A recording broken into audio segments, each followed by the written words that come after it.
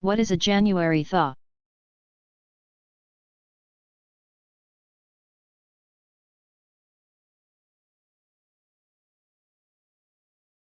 Mostly seen in the northeastern United States and in the United Kingdom. A January thaw is a brief midwinter period usually late in the month in which temperatures moderate somewhat. The Midwest can also experience such thaws, occasionally with startling changes in temperature. For example, in January 1992, northwestern Iowa had a January thaw in which temperatures rose from -60 degrees Fahrenheit, -51 degrees Celsius, to above freezing in just 2 weeks. While the change was a welcome one for many people, the thaw sadly melted the giant ice palace sculpture that had been on display for the St. Paul Winter Carnival.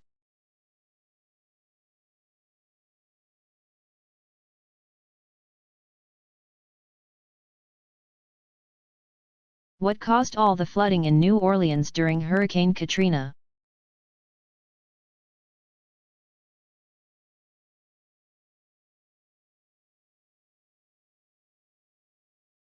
Most people now agree that the destruction of New Orleans could have largely been avoided had the canal levees, built by the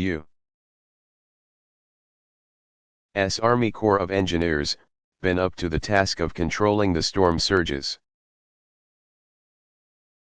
Because many of the levees failed, 80% of the city was engulfed in water.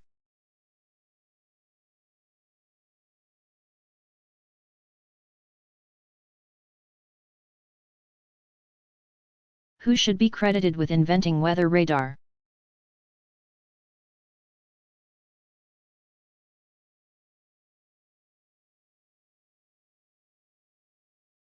No one person decided to use radar for weather forecasts. With the technology already in place, it was simply adapted to this purpose when experiments in Britain and the United States showed that radio waves bounced off clouds. Radar was first used to specifically obtain weather data in 1949. But it was not until the mid-1950s that a weather station using radar technology was established in the United States. This happened after the eastern seaboard was hit by 2 vicious hurricanes in 1954 and 1955. The U.S. Weather Bureau was then authorized by Congress to create a national weather radar grid. And so the Weather Surveillance Radar, WSR-57, was founded in 1957. WSR systems used vacuum tubes and other technologies that were becoming outdated by the late 1970s. Despite the fact that vacuum tubes were in short supply, and other parts had to be hand-machined in order to keep the weather system running, Congress did not approve replacing the system until the 1990s.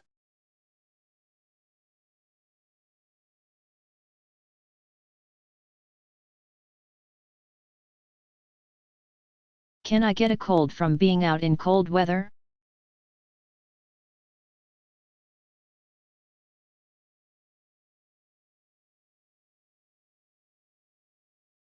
The fact that it is cold will not, in itself, cause you to become sick. The reason why colds become more prevalent in winter is that people tend to stay indoors more, where they come into contact more frequently with other people, some of whom may be carrying viruses or illness-causing bacteria. Also, indoor heating systems run constantly in colder regions. Anyway, and the environment inside homes and buildings may not be all that healthy. Germs can proliferate in, for example, air filters and air ducts that have not been properly cleaned. Sometimes, too, people can be exposed to too much carbon monoxide. And the early symptoms of carbon monoxide poisoning can mimic those of a common cold. To help avoid winter colds, it is wise to wash your hands regularly and, when in public areas, try and keep your hands away from your mouth, nose, and eyes. Recent studies have also shown that a good night's sleep, 8 hours, helps to reduce the chances of getting a cold by 66%.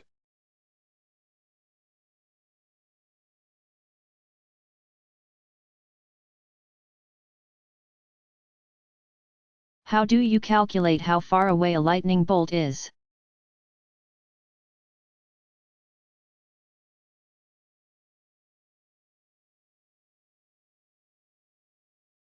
After you see a flash of lightning, count the number of seconds until you hear the thunder. Divide the number of seconds by 5. And the result is the number of miles away that the lightning occurred.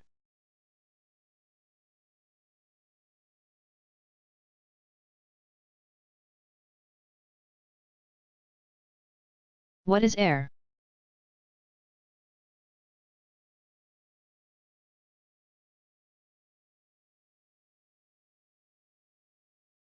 Sometimes when people think of air, the gas that comes to mind is oxygen.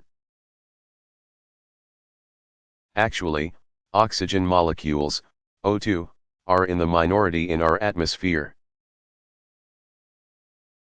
Only 21% of Earth's atmosphere is oxygen, with the majority of it being nitrogen gas, 78%. The rest is a mixture of argon gas, 0.9%, 0.035% carbon dioxide, CO2, water vapor, and traces of helium, xenon, methane, CH4, nitrous oxide, N2O, neon, and krypton, not to be confused with kryptonite. The stuff that hurt Superman, and a scattering of dust, pollen, and other particulates.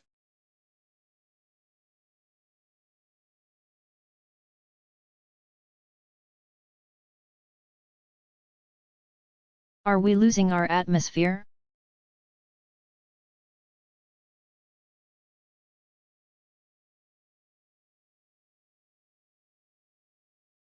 Yes, but don't worry, the number of molecules and ions escaping our atmosphere is very tiny and will not deplete our atmosphere significantly for billions of years. Scientists monitoring the magnetosphere learned that periodic changes in the magnetosphere help to accelerate particles,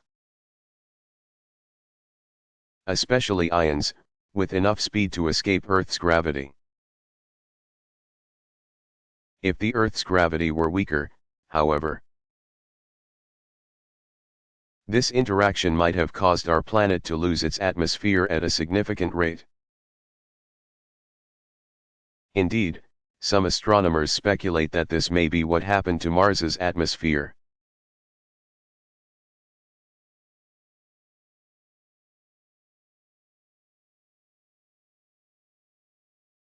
What is the driest place on Earth?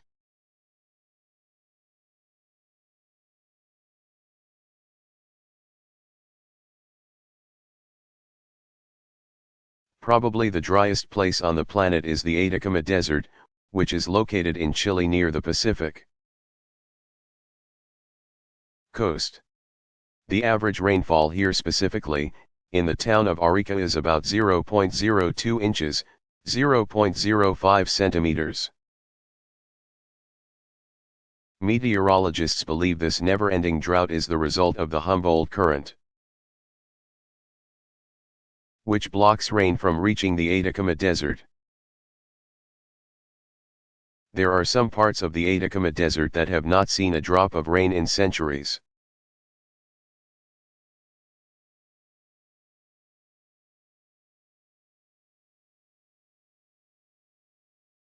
Who wrote the Meteorologica?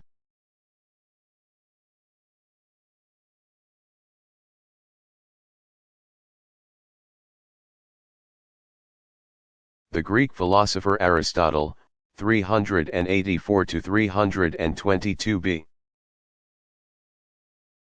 CE, released his Meteorologica around 340 BCE. It was this work that gave us the term meteorology. In Aristotle's time, the word meteor referred not just to extraterrestrial rocks entering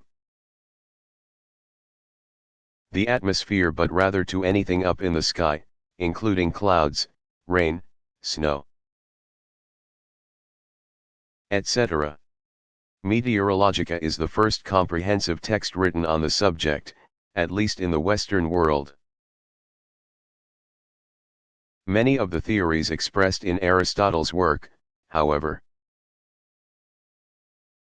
are based on mythology and other misplaced notions of what causes weather. For instance, the philosopher believed that hurricanes resulted from a moral conflict between evil and good winds.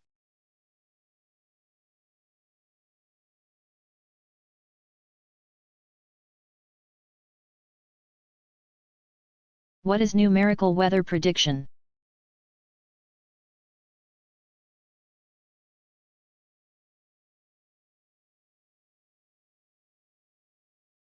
Numerical weather prediction or numerical forecasting is the science that believes that weather forecasting is possible if one has a thorough knowledge of the laws of physics and also knows the current state of the weather. Proposed by a group of Norwegian scientists collectively known as the Bergen School. The idea was that air behaves much like a fluid, and that it therefore adheres to the hydrodynamical equations that liquids like water do. Knowing the current state of the weather is vital, and so numerical forecasting relies heavily on having detailed weather reports from multiple locations before predictions can be made.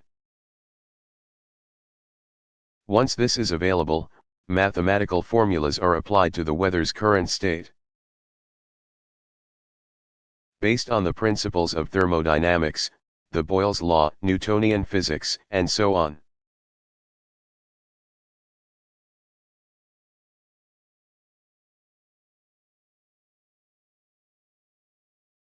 What is radar?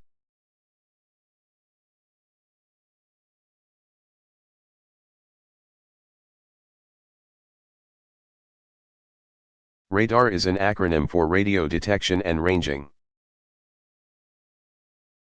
and it uses radio waves to detect objects in the atmosphere. It was first devised in 1904 by the German inventor Christian Hülsmeyer, 1881 to 1957. Who called his radar detector a telemobiloscope and patented the device in 1906. The original purpose of his invention was for ships to be able to detect each other so that in poor weather conditions, e.g., heavy fog, they would not run into each other. Sadly, this brilliant invention did not catch on at the time. If it had, some speculate that the 1912 Titanic disaster could have been avoided. Another concept that Hülsmeyer came up with was the remote control. He believed, correctly, that radio waves could be used to turn mechanical devices on and off. Again, people ignored the concept and he never got the credit he deserved.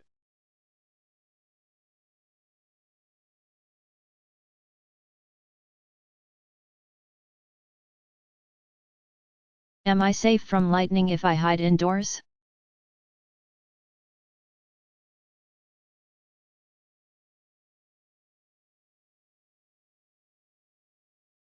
Well, you are generally safer to stay indoors, but not 100% safe. Most people who are struck by lightning are injured when they are outside. And many injuries and deaths occur when people stand next to trees, so trees are not the best place to find shelter. There have been incidents, however, when people inside their homes have been injured as lightning runs through power lines and pipes and can escape through appliances and plumbing indoors. In one incident that occurred in Chicago Heights, Illinois, on October 24, 1991, a lightning stroke made its way through a cable line, entering a house and causing a bed to catch fire. Such cases are quite rare, however.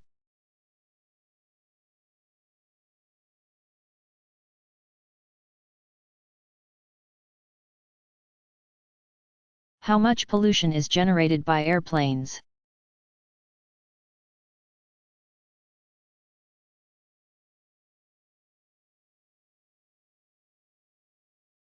At any given moment in time, there are about 5,000 non-military aircraft flying the skies over the United States. It takes a tremendous amount of fuel to keep all these transports aloft. And the burned fuel results in exhaust similar to that coming from car engines, nitrogen oxides, sulfur dioxide, carbon monoxide, and soot. In addition, water vapors are released, which form ice crystals at high elevations commonly called contrails. Meteorologists believe that these contrails increase the formation of cirrus clouds, which may contribute to global warming.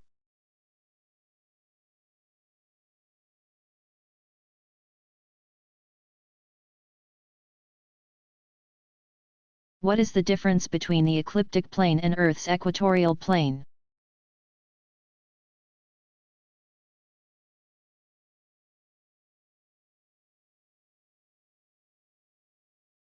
The equatorial plane is the plane of Earth's equator extended indefinitely out into space. It turns out that Earth's rotation around its axis is not lined up with the ecliptic plane. Instead, Earth is tilted about 23.5 degrees. This tilt is the main cause of the seasons on Earth.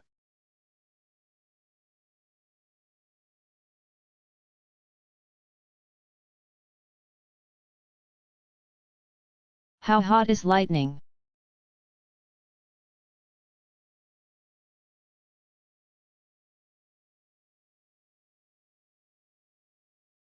The temperature of the air around a bolt of lightning is about 54,000 degrees Fahrenheit. 30,000 degrees Celsius, which is 6 times hotter than the surface of the sun. In cloud-to-ground lightning, energy seeks the shortest route to Earth, which could be through a person's shoulder, down the side of the body, through the leg, and into the ground. As long as the lightning does not pass across the heart or spinal column, the victim can usually survive.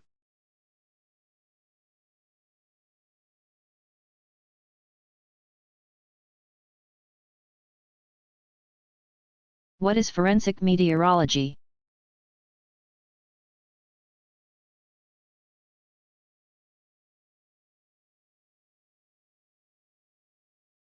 With the popularity of the CSI television series, there has been a meteoric rise in students enrolling in forensic science courses.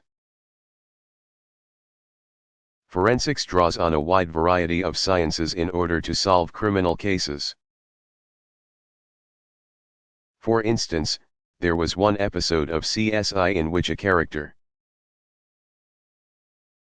used his knowledge of astronomy to locate a murder scene. Meteorological principles can also be used in forensics. which is frequently applied to criminal or insurance investigations. Meteorologists have been called to testify in court, serve as consultants, or perform research for government agencies, law firms, and private businesses. Using data from satellites, radar, and other sources, a meteorologist could, for example, testify as to the possibility of a building fire being caused by lightning, or whether or not wind conditions could be responsible for an airplane crashing shortly after takeoff, or whether hazy conditions leading to a car accident were the result of nature or a nearby factory. Qualification as a certified consulting meteorologist is typically required to work as a forensic meteorologist.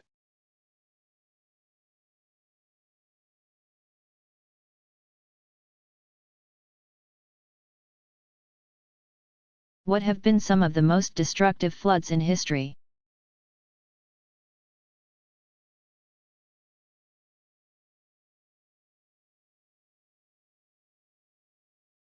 In the United States, the failure of a dam in 1889 upstream from the community of Johnstown,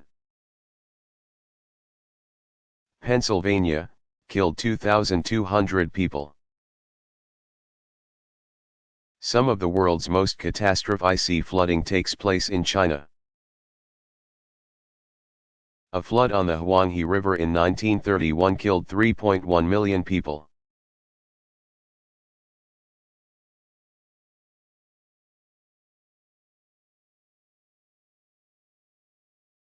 How much water evaporates from the world's oceans?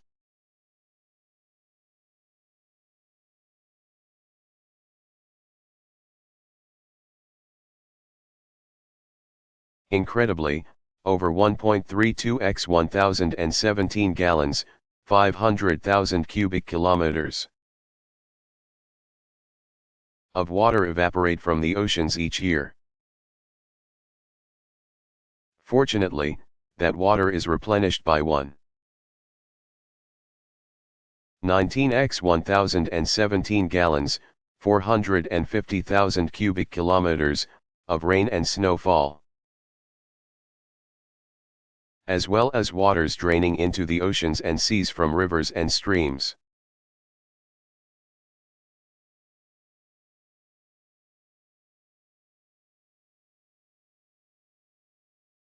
What is a beaver tail?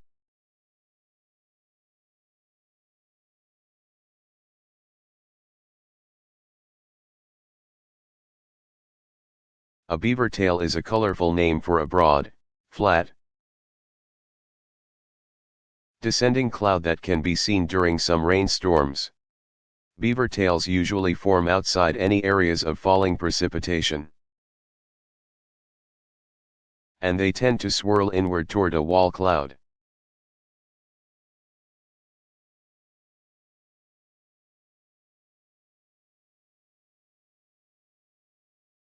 What are some benefits of lightning?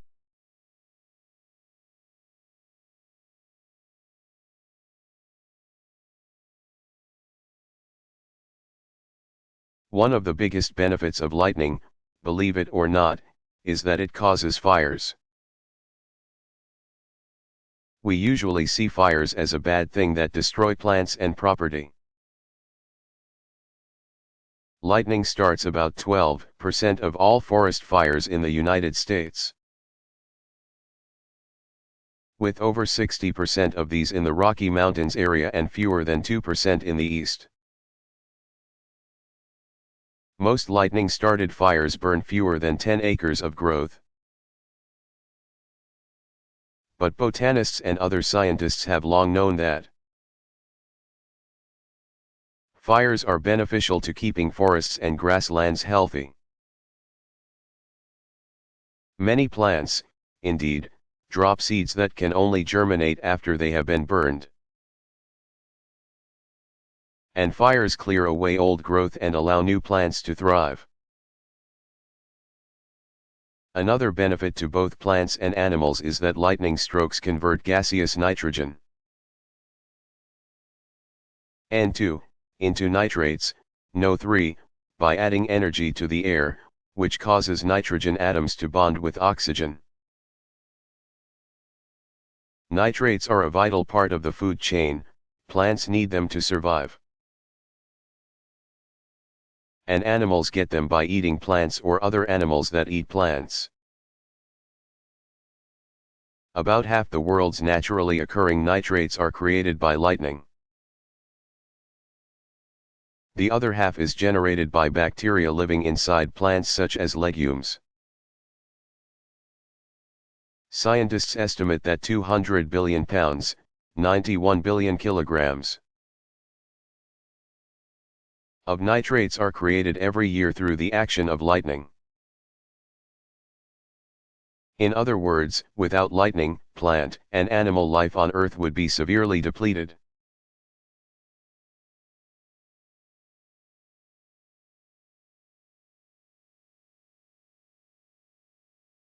What are Lee troughs and Lee depressions?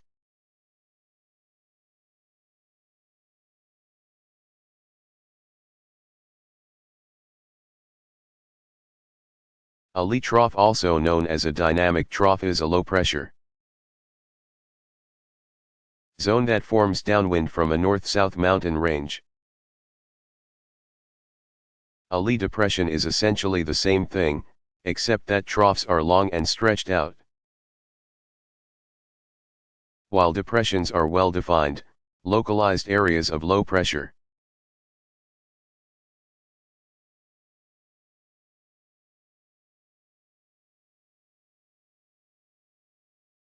How clean is rainwater?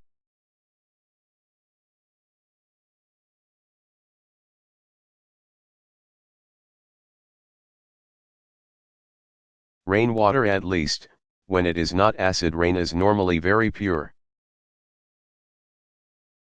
except for the small particle around which the raindrop originally formed. Once the raindrop hits the ground and is absorbed into the soil or evaporates, it leaves behind this nucleus, which is often formed from such matter as a dust speck or tiny grain of salt.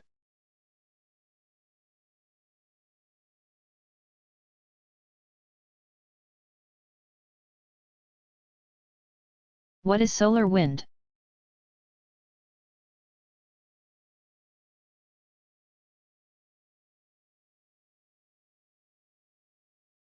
Our Sun is constantly emitting high-energy matter in the form of electrons, protons, and other particles.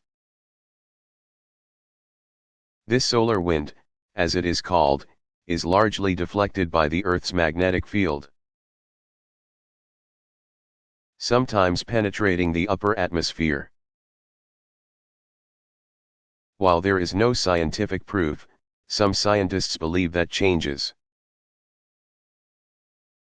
in the solar wind can have long-term effects on our planet's climate.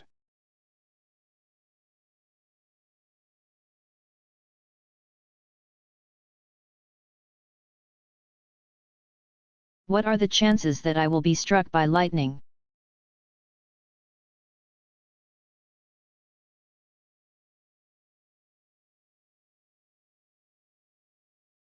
The chance of being struck by lightning at least once in your lifetime is about 1 in 600,000.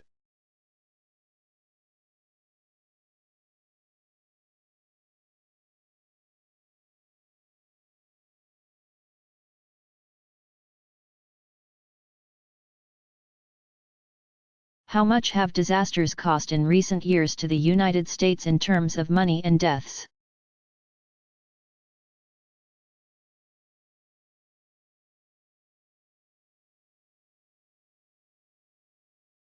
Since 1990, natural disasters have cost the United States about $540 billion and nearly 5,000 lives.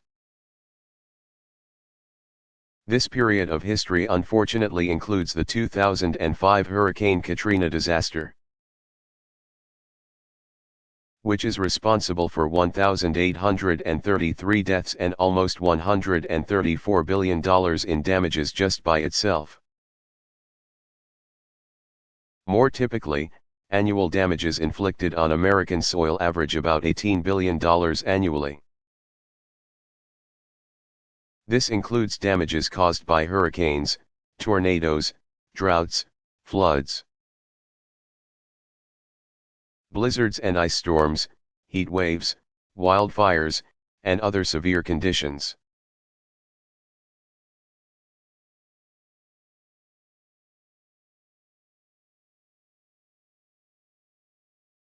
Do other objects in the solar system have Van Allen belts?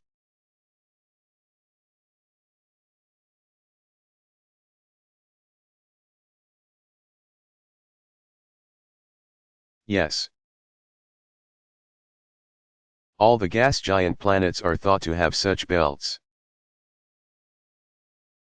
And in Jupiter's magnetic field such belts have been observationally confirmed.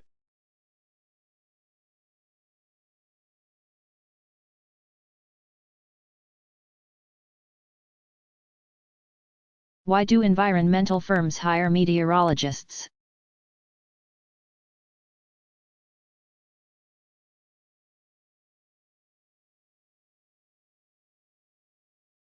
Weather patterns have an important effect on the distribution of pollutants in the air, on land, and in our oceans. Environmental firms, as well as government agencies such as the Environmental Protection Agency, hire meteorologists to help them predict the environmental impact of construction projects such as power plants and factories. An understanding of prevailing winds near a proposed coal-burning plant, for instance, will help people understand how potential air pollution, acid rain, and ozone levels will impact the environment not only locally but also, perhaps, across many states or even countries.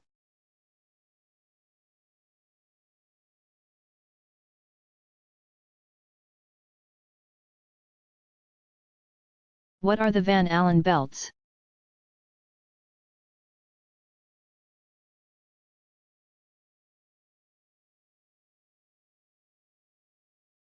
The Van Allen belts are two rings of electrically charged particles that encircle our planet. The belts are shaped like fat donuts, widest above Earth's equator and curving downward toward Earth's surface near the polar regions. These charged particles usually come toward Earth from outer space, often from the Sun, and are trapped within these two regions of Earth's magnetosphere. Since the particles are charged, they spiral around and along the magnetosphere's magnetic field lines. The lines lead away from Earth's equator, and the particles shuffle back and forth between the two magnetic poles. The closer belt is about 2,000 miles, 3,000 kilometers, from Earth's surface, and the farther belt is about 10,000 miles, 15,000 kilometers, away.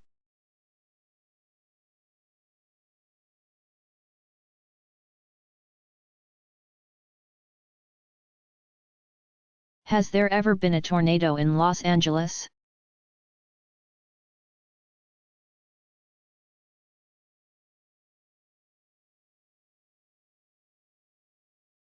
Yes, Southern California, including Los Angeles, have experienced weak tornadoes on occasion. Fortunately, no deaths have yet been reported in the state as a result. On May 22, 2008, two tornadoes touched ground in Riverside County near San Diego. A tornado warning was also issued in Los Angeles that same month, causing minor damage to homes in the suburb of Inglewood. Los Angeles County has officially seen more than 30 tornadoes since 1918.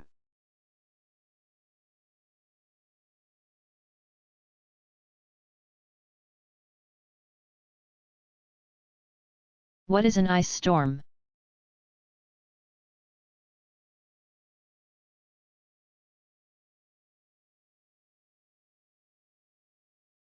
Ice storms account for some of the most dangerous winter conditions one can experience. Ice storms occur when freezing rain accumulates on the ground, building up layers of glaze or rime that coat everything, from roads to buildings to telephone lines and vegetation.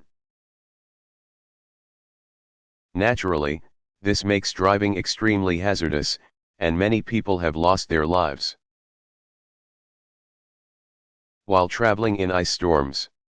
Airports will often cancel flights as ice forming on wings can prevent airplane wing flaps from moving, even when workers repeatedly de-ice them. Ice storms can down power lines and even cause older trees to collapse under the sheer weight of frozen water. For example, a tree 50 feet tall with a branch circumference averaging 20 feet can be weighed down by 10,000 pounds. About 4,500 kilograms of ice as a result of an ice storm.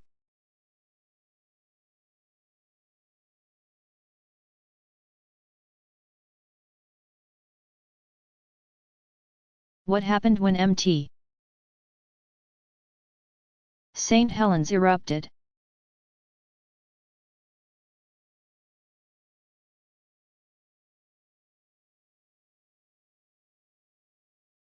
On the morning of May 18, 1980, a magnitude 5.1 earthquake struck beneath the Mt. St. Helens volcano in Washington state.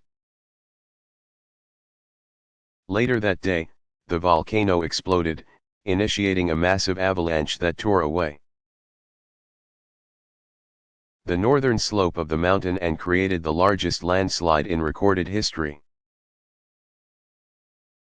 The conical volcano went from about 9,678 feet, 2,950 meters, to 8,366 feet,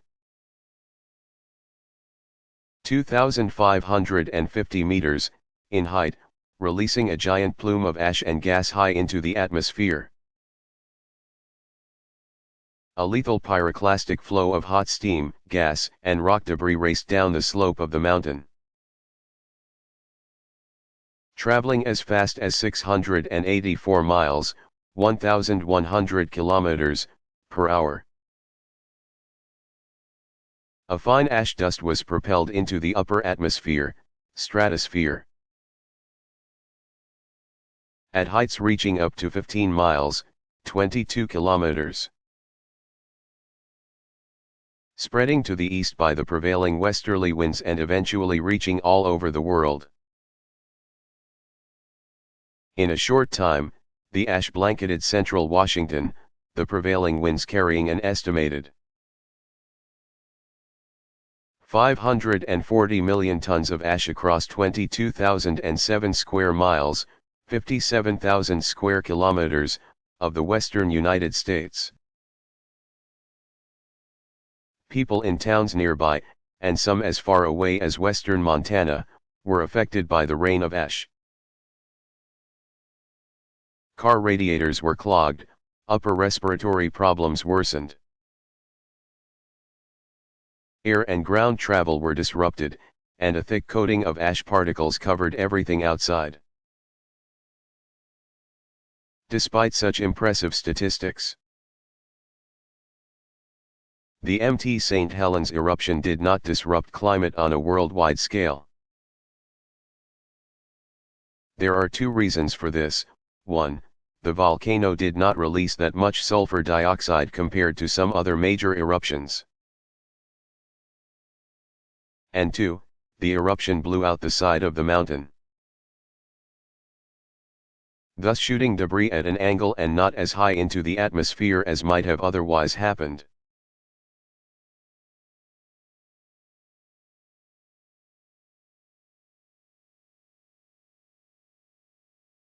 How strong is Earth's magnetic field?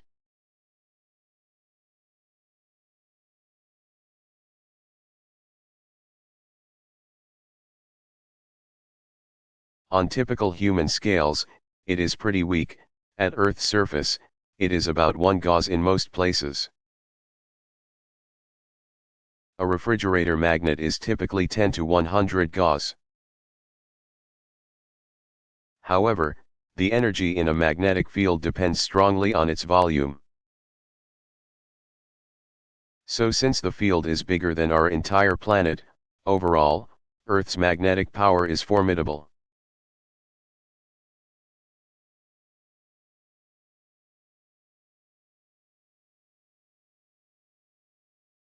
What are monsoons?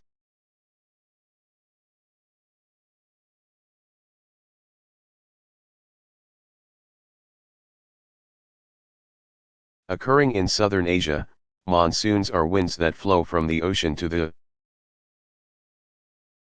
continent during the summer and from the continent to the ocean in the winter. The winds come from the southwest from April to October, and from the northeast, the opposite direction, from October to April. The summer monsoons bring a great deal of moisture to the land. They cause deadly floods in low-lying river valleys, but also provide the water southern Asia relies upon for agriculture.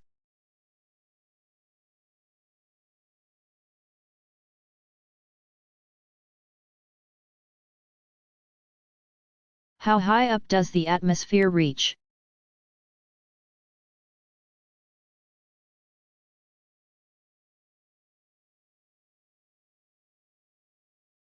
The end of the atmosphere is not like the horizon, where you can definitely say, this is where the Earth ends and the atmosphere begins. Rather, as one travels higher and higher, the atmosphere gets thinner and thinner. One can say, for practical purposes, that the upper atmosphere begins to be indistinguishable from outer space at about 435 miles, 700 kilometers altitude, but that is really just a random place to draw the borderline. The density of the atmosphere is getting very thin indeed at an elevation of 370 miles. About 600 kilometers. At this height, there are about 6 miles, 10 kilometers. Between each molecule, this gap is known as the mean free path. The air pressure here is, effectively, 0.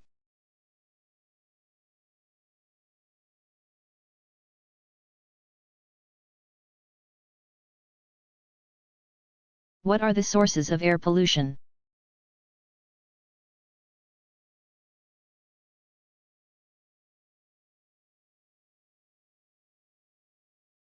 Air pollution can be in the form of either a gas or an aerosol. And it can either be anthropogenic, man-made, or natural. Man-made sources of pollution include factories, cars, motorcycles, ships, incinerators, wood and coal burning, oil refining, chemicals, consumer product emissions like aerosol sprays and fumes from paint, methane from garbage in landfills, and pollution from nuclear and biological weapons production and testing.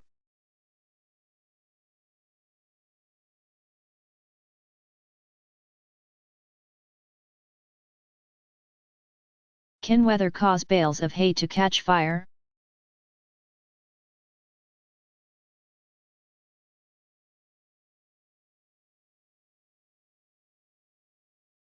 Dry bales of hay are perfect tinder to start a fire.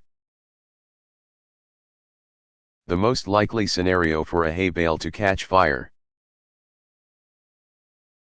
is when it is struck by lightning during a thunderstorm. But green, freshly harvested hay can be incendiary, too. Methane gas can build up within the piles of hay as the foliage decomposes. And when the temperatures are hot enough, the methane can combust. This happened, notably, in the summer of 1995, when hay bales ignited in several U.S. states, especially in Missouri.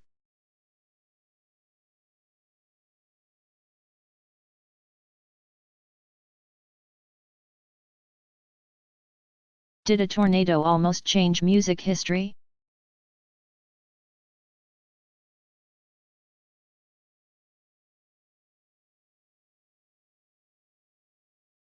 If you notice the listings of cities in the deadliest U.S. tornadoes table, you may have caught the fact that the fourth listing was Tupelo,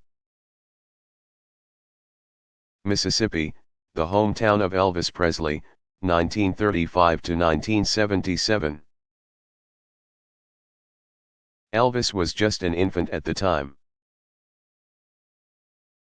and he fortunately survived the funnel cloud that killed over 200 people on April 5, 1936.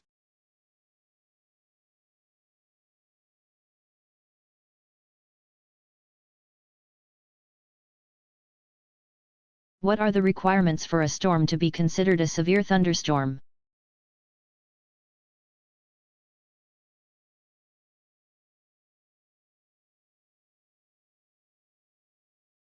In order for it to be categorized as severe, a thunderstorm must have winds exceeding 58 miles,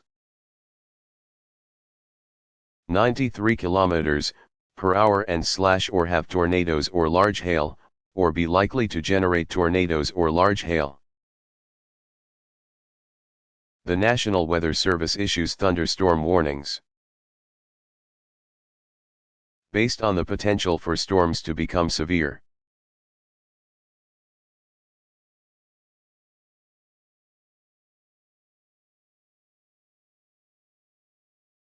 What is a mirage?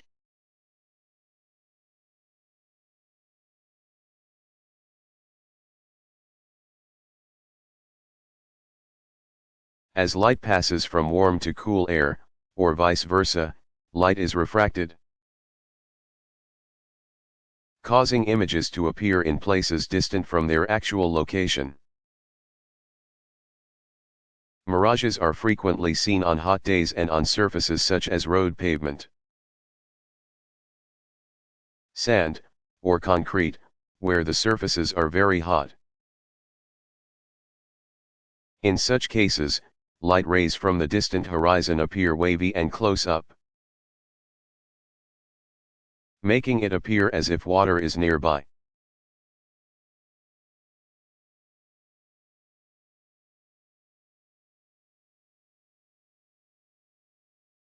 What is a barometer?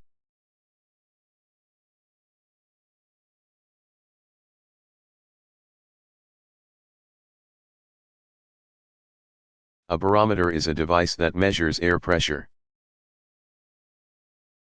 A standard barometer consists of a glass tube filled with mercury, a liquid metal, that is inserted into a reservoir, which also contains mercury. When the surrounding air pressure exerts more weight on the reservoir than the mercury in the tube does, the mercury level rises, and vice versa.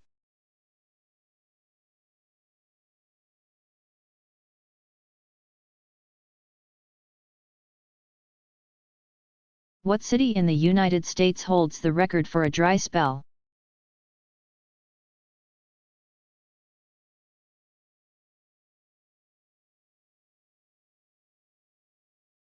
From October 3, 1912, to November 8, 1914, a period of 767 days no rain fell on Baghdad, California.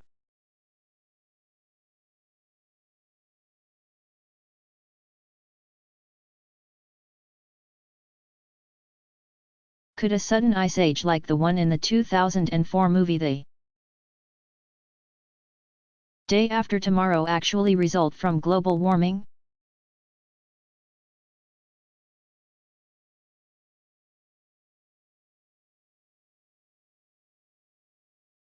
No.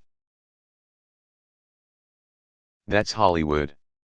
In the movie, a scientist predicts, correctly for the plot of the film,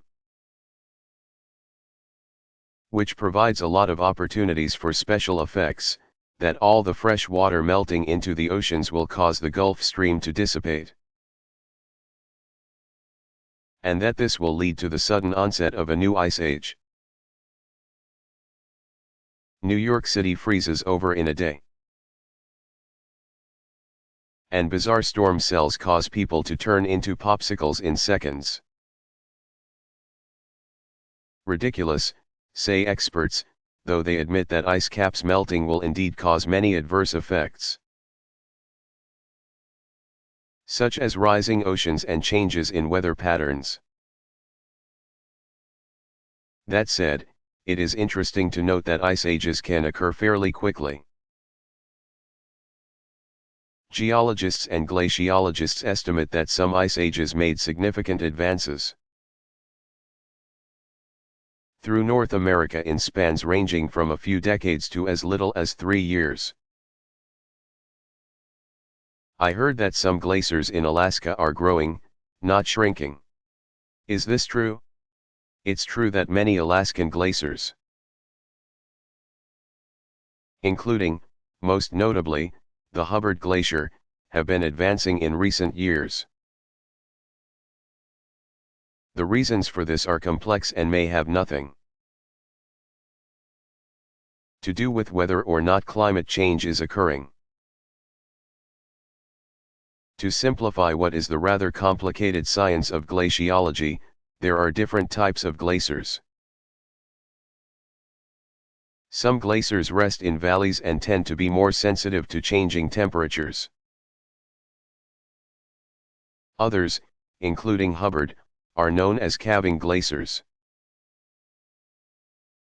They terminate at an ocean and parts of them break away in a stunning spectacle known as calving. The 5 large glaciers in Alaska that are growing, including Hubbard, all have several commonalities. 1. They have previously experienced long periods of retreat only recently reversed, in the past century or so. 2. They all calve on shallow moraine shoals. 3. They all lay at the heads of long fjords. 4. They have positive mass balances that, by sheer force of weight, cause them to expand as gravity pushes down on them. And 5. They have small ablation areas, that is, small surface areas where melting and sublimation occur. Glaciologists note that glaciers with these qualities are not strongly influenced by even long-term temperature changes.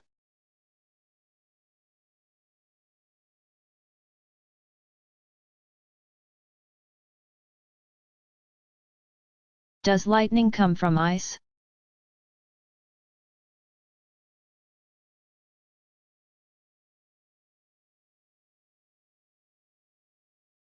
Well, in a sense it does. The electric charge that builds up to create lightning is the result of snow and supercooled water droplets rubbing and colliding against each other. This generates a static charge just like when you rub your fuzzy socks against shag carpeting.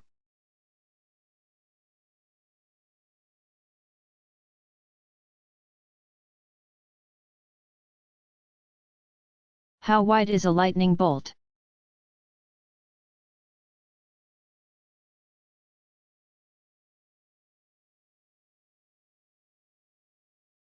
Because of the intense glow of light that is emitted from lightning bolts,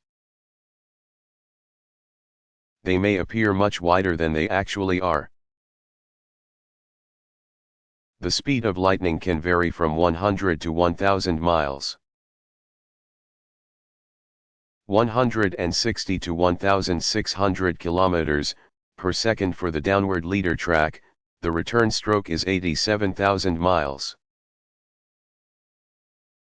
140,000 kilometers per second, almost the speed of light.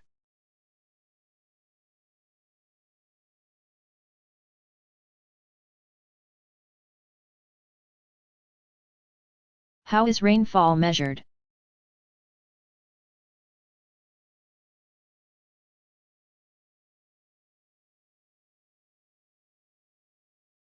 Agencies like the National Weather Service use very accurate devices that measure rainfall to the nearest 1/100th of an inch. The devices, known as rain gauges or tipping bucket gauges, collect rainwater at a point unaffected by local buildings or trees that may interfere with the rain.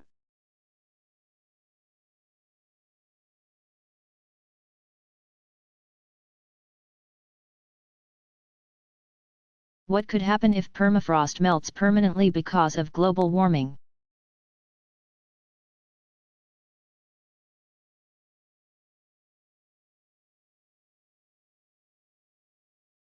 The problem with global warming is that, as the process continues, it tends to use a rather ironic term, snowball and accelerate. A big reason for this was recently discovered as a result of permafrost and peat bog surveys being conducted in places like Scandinavia and Alaska.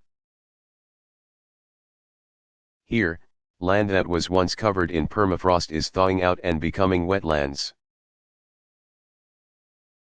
This might sound very nice, except that, stored beneath this layer of permafrost, is a buildup of centuries of methane gas created by decaying peat and other plant matter. Once this thaws, the methane will all be released into the atmosphere, increasing levels of methane by as much as 50% by some estimates.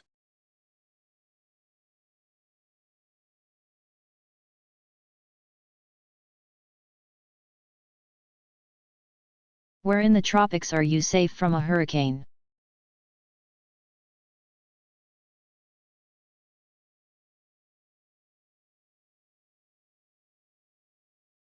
Hurricanes do not strike within 5 degrees latitude on either side of the equator. Therefore, if you wish to live in the sunny tropics and have a healthy fear of hurricanes, you may want to investigate real estate deals near the equator.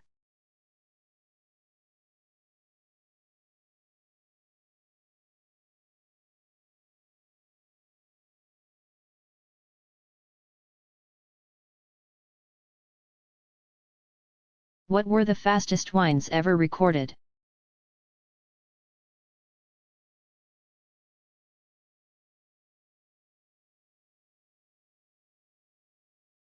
During a tornado strike in Moore, Oklahoma, on May 3, 1999, a wind speed of 318 miles,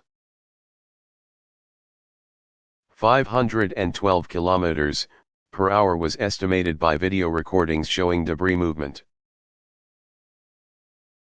Other incredible winds include a measurement of 268 miles, 431 kilometers per hour during a tornado incident in Red Rock, Oklahoma, on April 26, 1991. Not all wind records require tornadoes, though. Mount Washington in New Hampshire is considered one of the windiest places on Earth. Winds frequently blow there at speeds exceeding 100 miles, 160 kilometers per hour, and one gust was recorded at 231 miles, 372 kilometers per hour.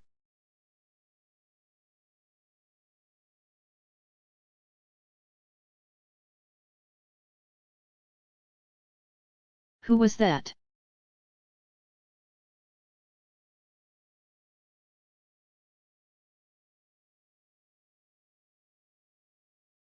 Dutch chemist Martinus van Marum, 1750–1837, discovered ozone around the year 1785. While conducting experiments with electricity. As many high school science students now do. Van Marum smelled a distinctive odor while working with oxygen and electricity. Van Marum, who is also credited with discovering carbon monoxide, did not, however, identify the source of the odor as a unique gas molecule. It was not until 1840 that German-Swiss chemist Christian Friedrich Schonbein 1799–1868, correctly identified ozone as a gas, which he named after the Greek ozein, meaning smell. Finally, Swiss chemist J. L. Sarret worked out its chemical structure as being a molecule consisting of 3 bonded oxygen atoms, O3.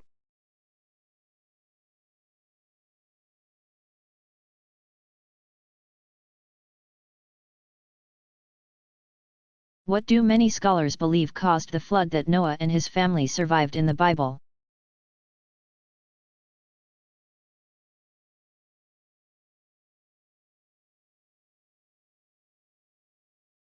Some archaeologists believe that, sometime between the years 5400 BCE and 5200 BCE, the Euphrates River flooded the surrounding valley, covering an area of about 40,000 square miles, about 104,000 square kilometers. Although this flood did not encompass the globe, to those living in the area it certainly would have seemed like the end of the world, and it could have inspired the well-known biblical story.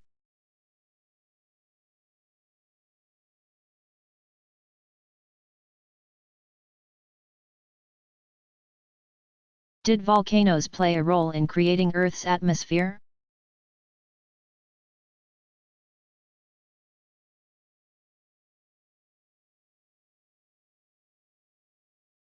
Scientists now believe that much of our planet's atmosphere was generated by carbon dioxide, water vapor, nitrogen, argon, and methane spewing out of volcanoes.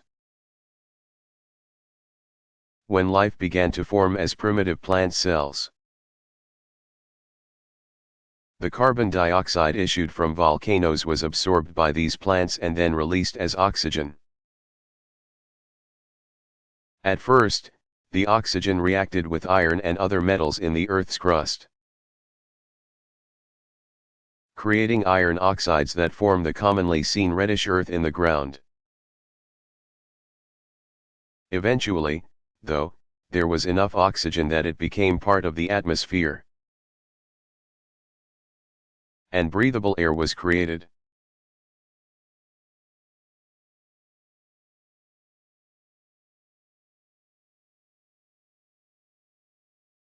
What is airglow?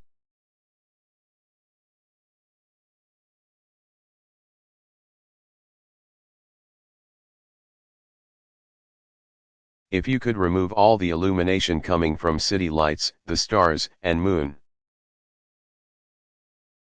and from aurorae, the night sky would still have a faint, greenish glow to it. This is caused by oxygen atoms about 60 miles, 100 kilometers, high being excited by radiation from space. Other colors coming from different elements are also possible, but the green from oxygen predominates. This phenomenon is sometimes called the permanent aurora.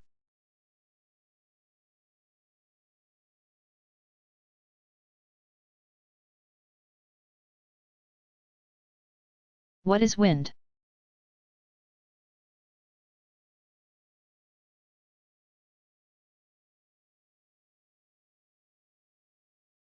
Wind, simply put, is the movement of air in the atmosphere. Wind movement is caused by the fact that air will move from high-pressure areas to low-pressure areas.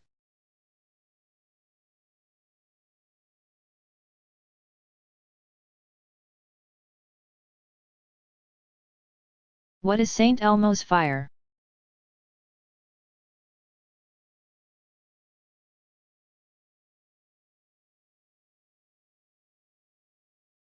St. Elmo's fire has been described as a corona from electric discharge produced on high grounded metal objects, chimney tops, ship masts, and aircraft wing tips. Since it often occurs during thunderstorms, the electrical source may be lightning. Another description refers to this phenomenon as weak static electricity, formed when an electrified cloud touches a high, exposed point. Molecules of gas in the air around this point become ionized and glow. The name originated with sailors who were among the first to witness the display of spear-like or tufted flames on the tops of their ships' masts. Saint Elmo, a corruption of Saint Ermo, is the patron saint of sailors, so they named the fire after him.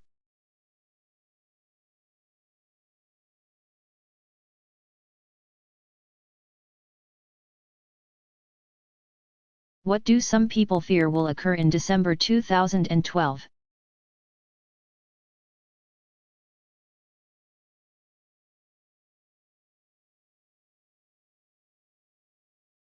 There is currently a growing number of doomsday believers who believe the world will end in December 2012. They explain that prophecies stemming from sources as diverse as the Mayan calendar and Nostradamus predict that human civilization will either be destroyed or dramatically changed at that time because a comet will strike the planet. Biblical numerologist Harold Camping has made a similar prediction, except that he places the date at October 21, 2011. Astronomers tracking comets, however, have found no evidence that any of the comets in our solar system are heading our way anytime soon.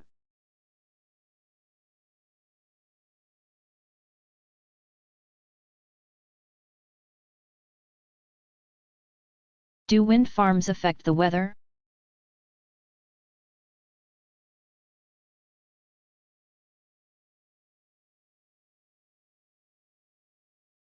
Yes, to a degree. A 2008 study showed that large wind farms actually have an impact on local weather and climate.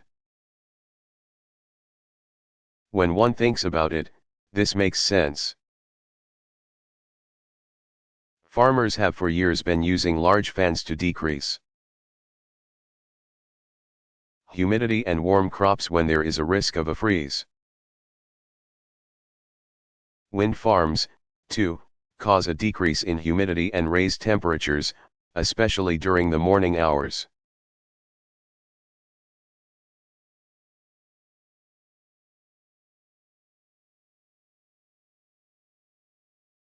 Why are trees and other vegetation important to the weather and climate?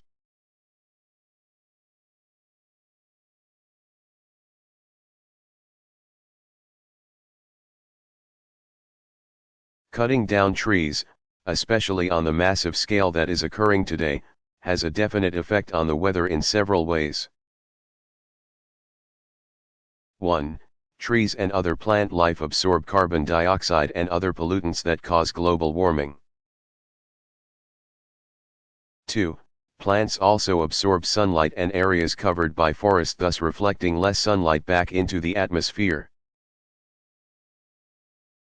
3. Trees near homes and commercial buildings help reduce electricity use, because they keep buildings cooler in the summer and serve as a barrier against cold winds in the winter.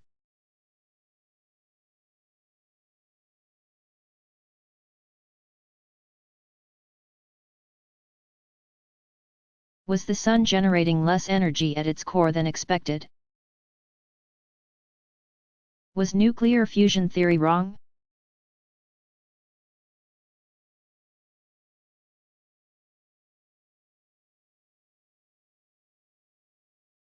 The problem was finally solved nearly 4 decades after it was first discovered. Neutrinos, as it turns out, can actually change their characteristics when they strike Earth's atmosphere. That meant that there were the right number of neutrinos leaving the Sun. But so many of them changed flavor upon reaching Earth that they escaped detection by the neutrino telescopes deep underground. This discovery was a major breakthrough in fundamental physics. It confirmed very important properties about neutrinos that have major implications on the basic nature of matter in the universe.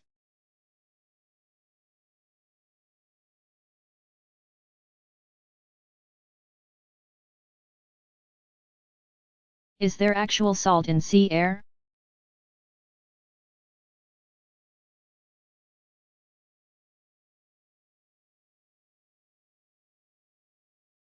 Yes. The air above the sea and along the coast does contain salt. On average, the concentration of salt in sea air is about 3.5 million parts per cubic foot. 100,000 parts per cubic meter. Salt air can penetrate inland up to thousands of miles.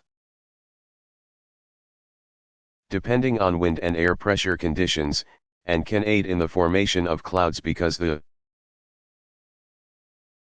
salt particles serve as nuclei around which drops of precipitation can form.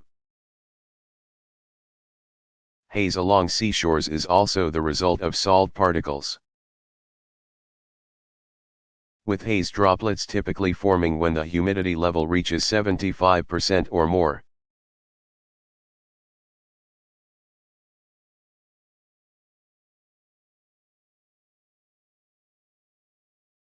What is a Campbell-Stokes recorder?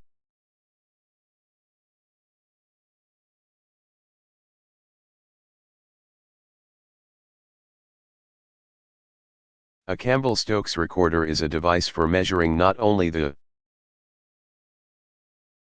amount of sunlight reaching the ground, but also its intensity. Also called a Stokes sphere, it was invented in 1853 by John Francis Campbell, 1821 to 1885. A Scotsman who was actually a Celtic scholar, his name is also cited as Ian Frangan came Buell and Ian Argyll. Using a glass sphere to focus the sun's rays, Campbell placed a card with different marks on it to indicate times. Depending on the light's intensity, the energy magnified by the glass burns the card differently.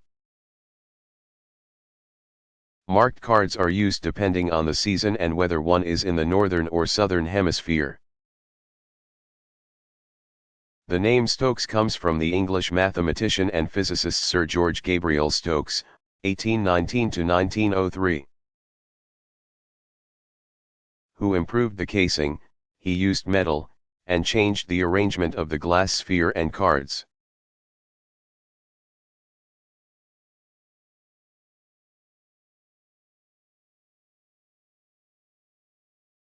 What are dust devils?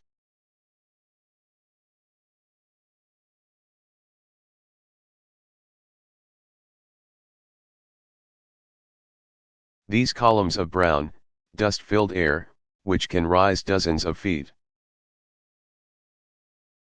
are not as evil as the name suggests.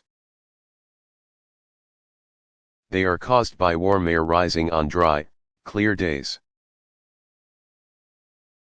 Winds associated with dust devils can reach up to 60 miles. 96.5 kilometers per hour and cause some damage. There have been reports of dust devils as tall as 5,000 feet, 1,500 meters. They are generally not as destructive as tornadoes and usually die out pretty quickly. Though some have been known to displace as much as 50 tons, 4,500 kilograms, of dust and light debris. One of the biggest dust devils ever recorded was seen in Bonneville Salt Flats in Utah. It was hundreds of feet tall, and it continued on its way for about 40 miles, 65 kilometers.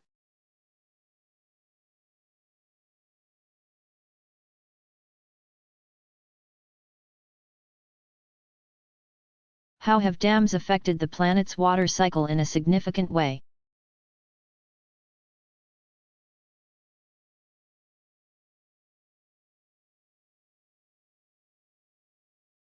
Currently, there are about 40,000 large dams, dams higher than 15 feet 5 meters. In the world, with 19,000 of those being in China and about 5,500 in the United States. By erecting dams that block effectively 15% of the fresh water flow on the planet's surface, people have changed the Earth's water cycle significantly. Water cycle changes can, in turn, change such things as temperature and cloud formation. Naturally, the bigger the dam, and the reservoir created behind it, the greater the effect. China's Three Gorges Dam, located on the Yangtze River, is a huge dam that creates 20 times the kilowatts as America's famous Hoover Dam. The reservoir created by Three Gorges contains over 5 trillion gallons, 19 trillion liters, of water and is over 400 square miles, 1,036 square kilometers, in surface area. Scientists have observed that the climate around the dam has cooled and that rainfall has also changed.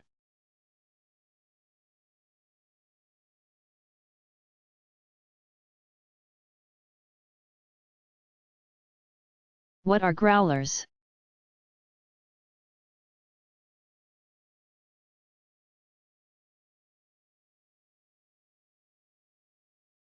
Growlers are pieces of floating ice that have broken off from an iceberg.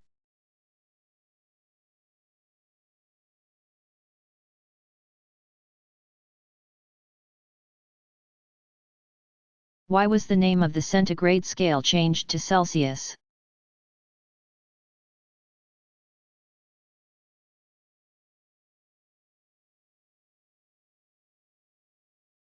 The centigrade temperature scale was created by Swedish astronomer Anders Celsius, 1701 to 1744. In 1742, he was determined to create a new temperature scale as an international standard to be used by scientists. To do so, he wanted the degrees of 0 and 100 to be set under conditions easily reproduced in the laboratory.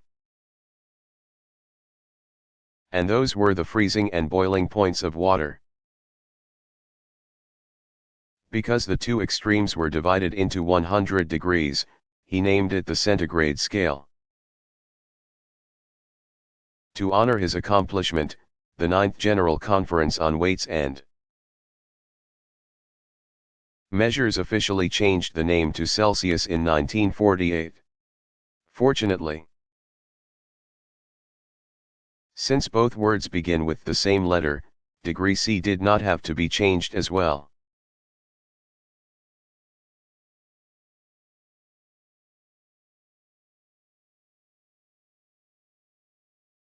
Does air pressure change as elevation rises above sea level?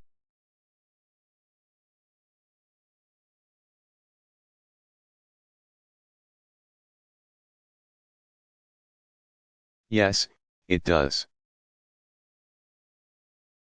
The higher you go, the less air, or atmospheric, pressure there is. Air pressure is also involved in weather systems. Closer to the ground,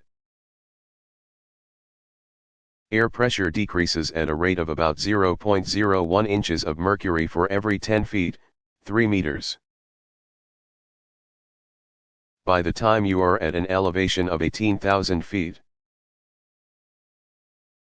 5,500 meters, air pressure is about half what it is at sea level. A low-pressure system is more likely to bring rain and bad weather versus a high-pressure system, which is usually drier.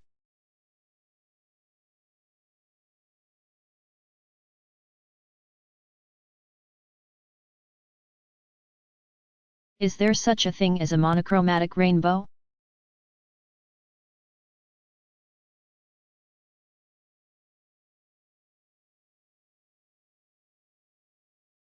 There have, indeed, been rare reports of all red or all white rainbows.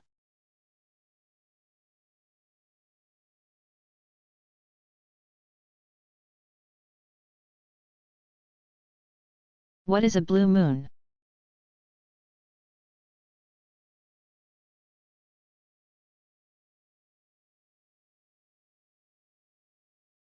Once in a blue moon is an expression referring to an event that does not happen very often. A blue moon happens about once every 2.7 years when the moon is full twice during the same calendar month. The exact origin of the phrase is not certain, but it seems to be about 400 years old and comes from English roots. To say that the moon was blue would be to express that something was absurd or unlikely. Thus, the phrase did not mean that the moon was literally blue. Sometimes, however, the moon has been known to take on a bluish hue, especially when there is a lot of ash or dust in the atmosphere, such as after a large forest fire or volcanic eruption.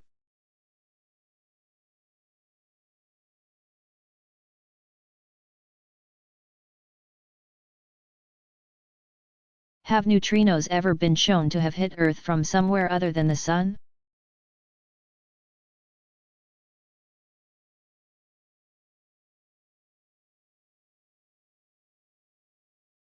In 1987, the first supernova visible to the unaided eye to occur in centuries appeared in the southern sky.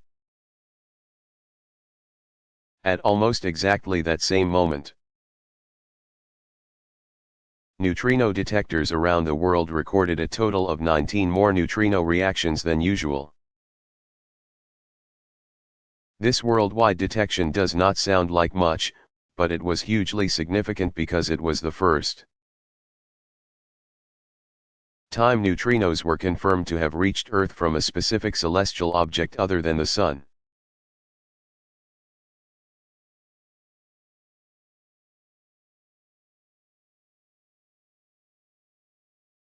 What does the American Meteorological Society, AMS, do?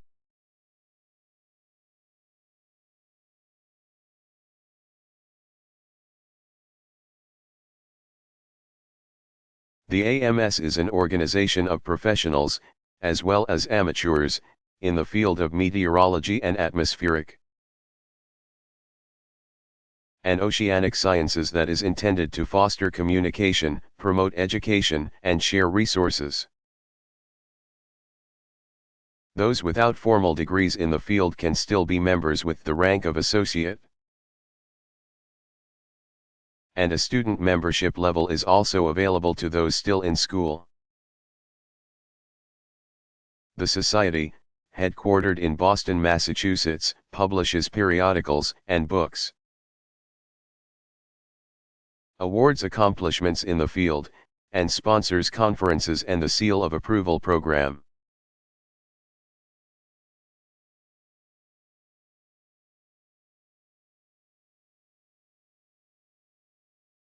What is a heat wave?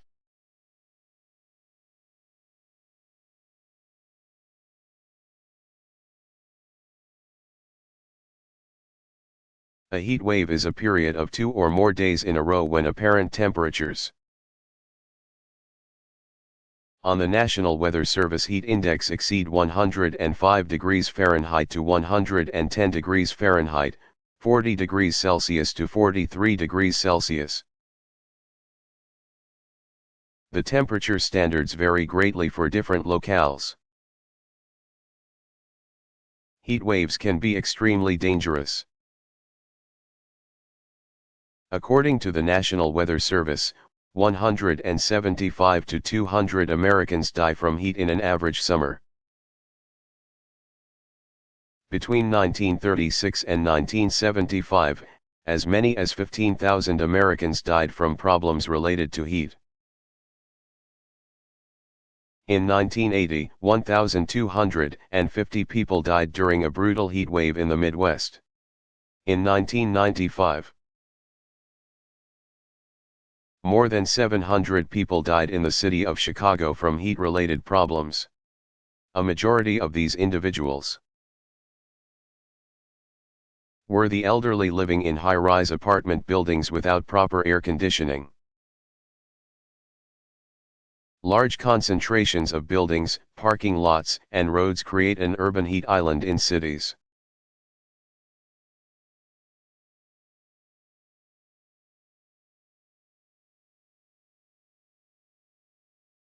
Which is more deadly, tornadoes or lightning?